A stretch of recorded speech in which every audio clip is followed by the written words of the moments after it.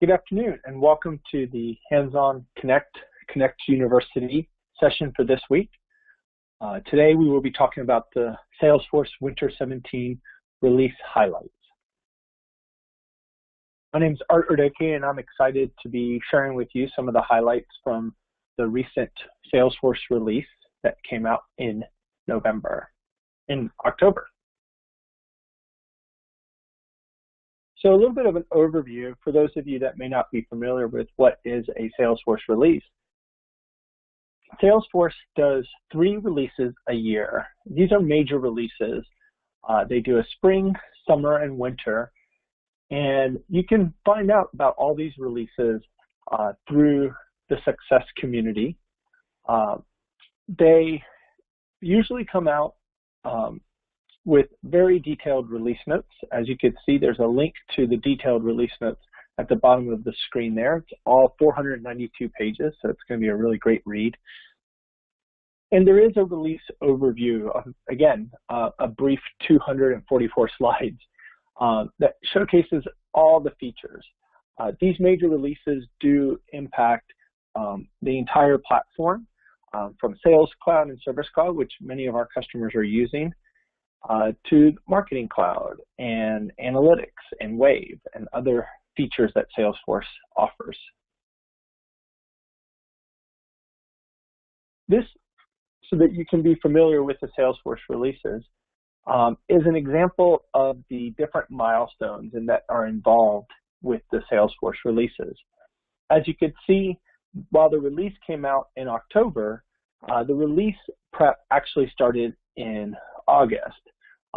Every single release has a similar milestone schedule, and you can review these and stay informed of this through the Success community. There's a release readiness and feature adoption group, as well as trust.salesforce.com, which will have a detailed schedule of when your environment is up for release. Some things to keep in mind is that if you want to be testing any of these new features in your own environments, you can do so by creating a sandbox, and there is always a deadline for creating that sandbox so that the new release can be pushed out to it for you to experience it.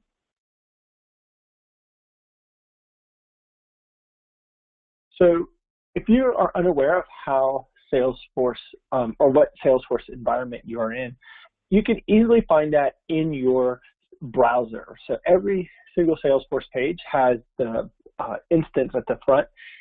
Here we have the NA7 environment, but you can always find it there.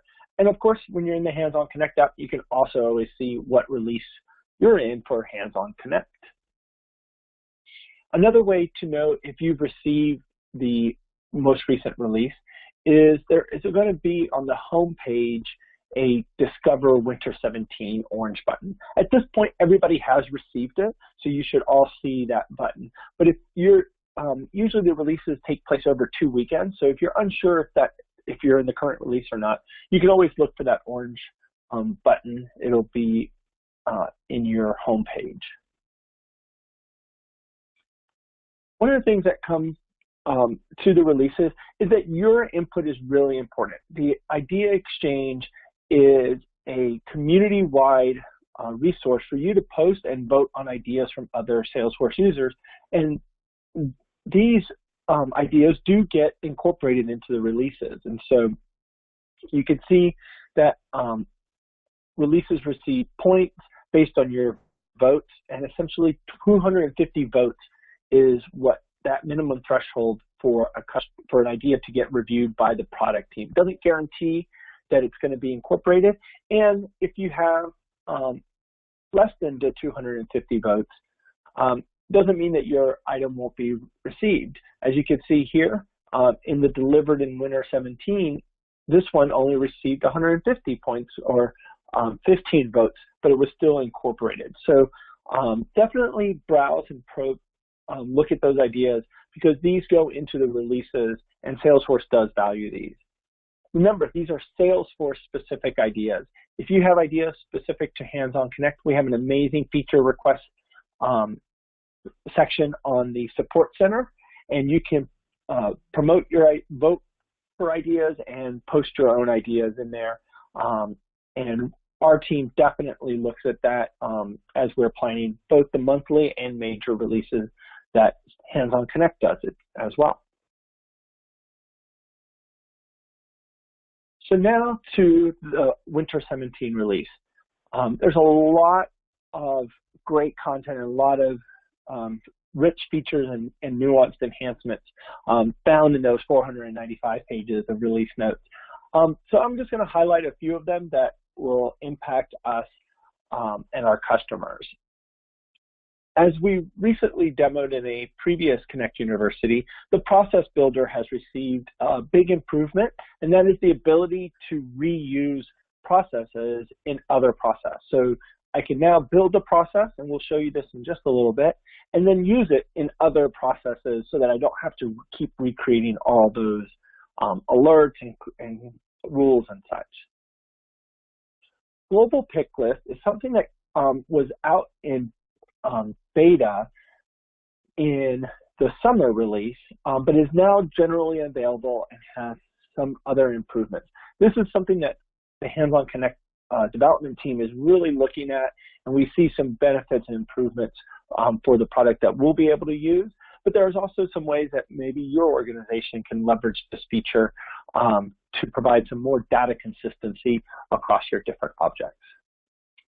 A little one, but a nice little delighter, is the global search. That search bar at the top of your Salesforce environment now has fuzzy logic built in. So if you typed in the name slightly incorrectly, or you're looking for Bob and you want to see if maybe it's in your system as a Robert, you can actually now use the global search, and it will recognize that fuzzy logic to be able to show you more accurate results.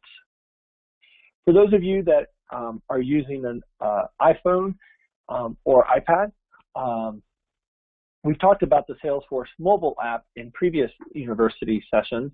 And one of the things that, again, is search-based is if you have the Salesforce One mobile app installed and you're using that Spotlight search feature in your iOS device, it will pull up records from your Salesforce account.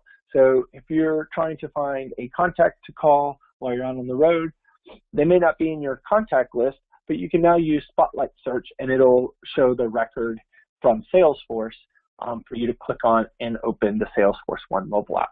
I thought that was a really nice feature. There is some tools, we haven't really delved into these, but there are ways to integrate social media into your Salesforce environment. One of the features that was improved in this release is the ability to actually reply directly to Facebook posts that are brought into your Salesforce environment. You will need this Facebook integration in there, and there's lots of resources on how to integrate that. And who knows, maybe it'll be a topic for a future Connect University. One thing that we are excited to be looking at is flows. Flows are one of my favorite tools in Salesforce, and the tool that we use to develop the Volunteer Opportunity Wizard that many of you are using on almost a daily basis, I'm sure. So one of the things that came out in this release is that flows can now have that lightning look and feel applied to it. This is in beta, so we are kind of exploring it and going to be testing it out a little further. But it is something that we're excited about just because it really does improve the aesthetics of the Volunteer Opportunity Wizard, or has the potential to do that. And then, of course, this release was really named Lightning Strikes Again. There's a lot of improvements to, within Lightning. Most of our customers are still in Salesforce Classic, just like the Hands-On Connect team itself is. But we are really excited with this Winter 17 release. We feel at Hands-On Connect that Lightning is finally kind of ready for its stage time. And as a result, the Hands-On Connect team is actually going to start building out a roadmap to make Hands-On Connect itself Lightning compatible and Lightning ready. And so you'll be seeing a lot more of the functionality around Lightning in Hands-On Connect. We're looking at early 2017, kind of first half of that year, to hopefully have the app Lightning ready. But if you're looking through the release notes and you're really excited about some of the features and ready to take advantage of them, just know that we are just as excited as you are, and we're right behind you and doing the work we need to do to get Hands-On Connect to be lightning ready. So now, click too fast. So now I want to kind of talk about two of the features that I really like, and I wanted to kind of show you how to leverage these features specifically in the Salesforce environment. The first one that I want to talk about is the process builder. When you're creating a new process, as you see here on the left image, there is now a new option that the process starts when it's invoked by another process, which means you can build out that process, and then when you're building out another new process, you can reference it, and I'll show you how that goes. And you can do that here in the select and define your action. So when you're doing an action type, you could say pull in another process, and then you can select the process you created. So let's take a moment and delve into that functionality specifically. So here I am in our Salesforce environment, and I've gone to the process builder already. And what I've done is I've created a new process called Winter 17. And what Winter 17 is, probably could use a better name, but what it does is it says when you have a connection that is associated with a volunteer opportunity that has an invitation code, then send out this special email for projects associated with invitation codes. Maybe you have like a really unique invitation. You want to thank them for their sponsorship, because oftentimes companies or sponsors are using those invitation codes. And so you want to be able to send them maybe a special email or something, whatever the case may be. So I went ahead and created this process. And if you want to learn more about how to go through the process of creating processes, we do have a two-part Connect University series on that in our past webinars page on handsonconnect.org. You can definitely look into that and learn more about how to use this wonderful and amazing tool. So now I have an existing process that kind of manages all my emails, right, to my connections.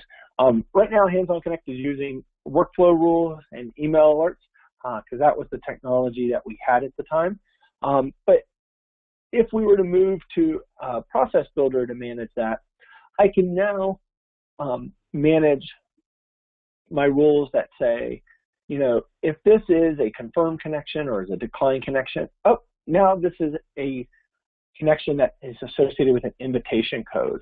And so if my process involved with this required a lot of steps, I wouldn't want to have to rebuild that every single time I wanted to use those invitation code related emails. So what I can do is I can add an action to my process. So once I've defined the criteria, I add an action just by clicking on the Add Action button. And now on the right-hand side, you'll see that in the drop-down, there's a new option here called Processes. I'm going to call this one Invitation Code Demo. I'm going to look at the process. It's going to show you all the processes that are able to be invoked by other processes. That's a setting I used when I created the process. So I'm going to choose Winter 17, and then it's going to ask me, well, how am I going to work with this item? So SObject is what object in Salesforce, and I'm going to select a field, and I'm going to say, select the connection record that started my process. So in other words, I'm saying the connection that started the whole process, that's the same one I want to use. But if I wanted to, I can say, trip this up by using the volunteer opportunity with the invitation code if I wanted to. But I'm going to go ahead and stick with the connection that started this all. And when I hit save, the action is now there. So invitation code demo is now an action that's taken. And when this triggers, when this condition is met, instead of having to recreate all those immediate actions and email alerts and everything, it's just going to go look at that other process and fire it from there.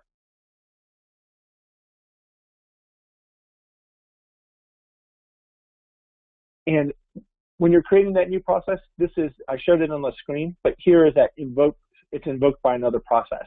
This is something you must set at the beginning when you're creating the process. It's not something that can be edited after the process has already been built. So you'll see here, process type, invocable is added. If I wanted to go in here to this test one or email notification of volunteers, I cannot change the process type once the process has been created. So it is something that's available just in the new processes.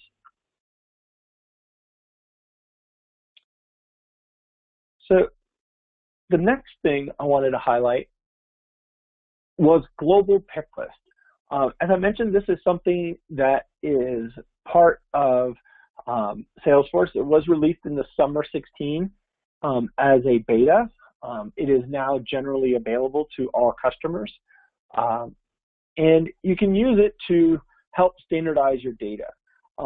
One thing that we are really excited about at the Hands-On Connect team is actually this idea exchange. As you know, in Hands-On Connect, we have the infamous impact area pick list. You can find this pick list in your account object, in your contact object, so that when organizations are registering, they can identify what their impact area is. When contacts or volunteers are registering, they can indicate which impact areas are of interest to them. And then, of course, at the volunteer opportunity itself, you're able to select what is the impact area that this project is addressing. And so in 3 different objects, we have the exact same values through 3 different pick lists. Well, with this new feature in Salesforce called Global Pick List, we can now set those values in one place and have it as kind of like a master list that is then available to all 3 of those objects at the same time. So if you're ever having to update the list, you only have to update it in one place instead of having to remember to update it in 3 different locations. So definitely a great improvement for data integrity and such. This feature is available just for new pick lists. And so that's why I bring up the idea exchange, because this is something that is currently under review, but we really want to keep promoting so that we can leverage this on the Hands-On Connect application to replace those existing pick lists with this new global pick list. And so, click on the link for that idea exchange, vote it up so that it can kind of get prioritized a little faster, and then we can all benefit from it. So I want to show you how you access that pick list. So if you go to Setup and in the Quick Finder, you type in pick list, it's going to filter, and you're looking here for the pick list value sets. Once the value sets are in there, you can create a new one. I went ahead and created this impact area one already. And essentially, you're creating the name, and then you're setting all the values that you want to be able to use. Then, when I go to my account, let's say I want to create a new pick list.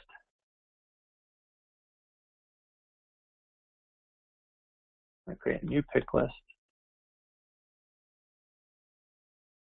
So we'll call this Winter 17. You can see now that the values, I have the option to enter the values, each separated with a new line, which was the old option that we had. But I can now use a global pick list value set. So I can now say, use the impact areas pick list, continue going through the process of adding my fields and stuff. But now that pick list that's going to be added to my organizations will pull all their values from that global pick list value set rather than having to enter them in and maintain them individually. So that's how you can use the global pick list value. There may be some ideas of how you can use this to help track, your organizations and contacts types. Maybe, especially if you're using households with the Nonprofit Success Pack, wanting to create that continuity between the status of your contacts with the reflection of their maybe membership status and such in the household account as well. If you want to be able to say, oh, Art as an individual is a sponsor level member, so therefore Art's household is also a sponsor level member. You can use these global pick lists for those kinds of things, as well as other opportunities to just kind of keep your data in sync across multiple objects. As an administrator, this is a really helpful tool. So that concludes today's Connect University and Winter 17 highlights. Hope you found that those two new features are really exciting and helpful to you, and you can think of some ways that your organization can benefit from those. As I said, we have some more upcoming webinars. Next week, I will be presenting on the power of one of my favorite analytics tricks in Salesforce, and continuing to build on our previous Connect Universities around reporting and advanced reporting. The following week, Libby will be doing a Connect University on profiles and profile management, including the field level security. So you can manage your organizations and the access to those fields and across your team in a more efficient way. And then we'll take the Thanksgiving holiday off and come back on December 1st with sharing rules. Again, sharing rules kind of is a part 2 of the profile management and how you can control what objects are seen across your user base. You can register for these at handsonconnect.org/webinars. And of course, don't forget to check out our previous webinars. We do have recordings of these and many other sessions available at handsonconnect.org.